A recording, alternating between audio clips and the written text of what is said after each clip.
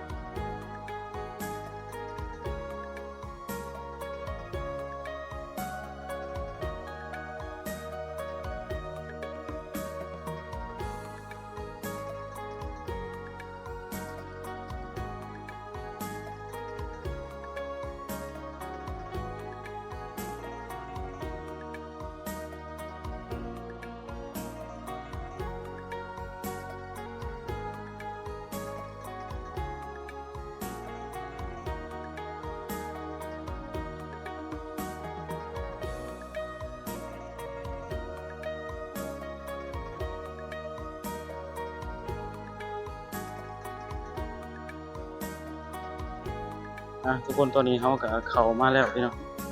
ที่บุกมาเบิ่งภาพบรรยากาศอยู่ในแถวตู่พี่น้อง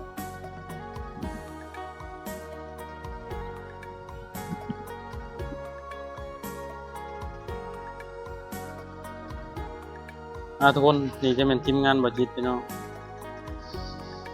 3 4 คนไปสิไปทางไหนสิลงไปหุ่นบ่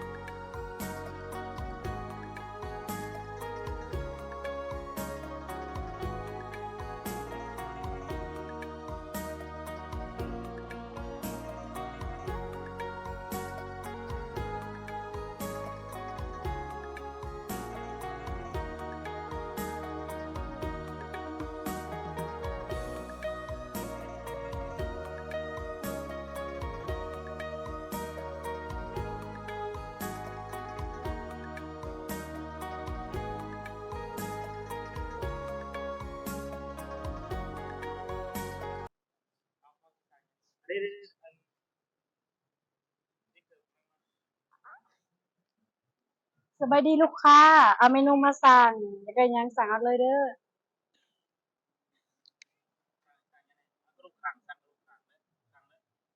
เอาเอากระดูกขาโดย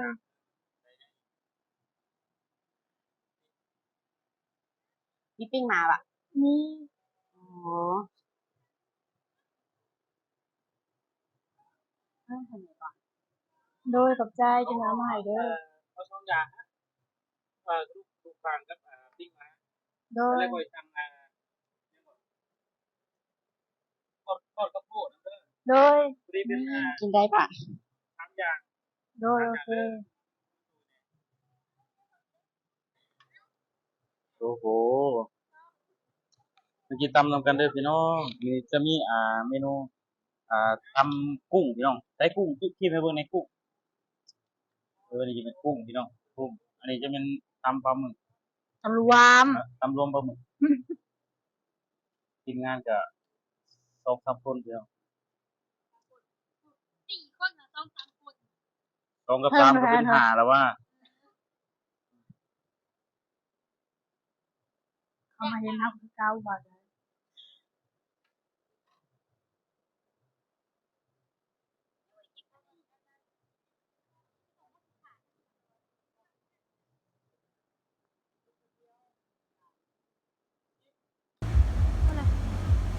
ทุกคนตอนนี้ก็กินตำกินยังก็แล้วเลยพี่น้องสำหรับที่นี่ก็สิจบสำนี้พี่น้องพบกันใหม่คลิปหน้าบ๊ายบาย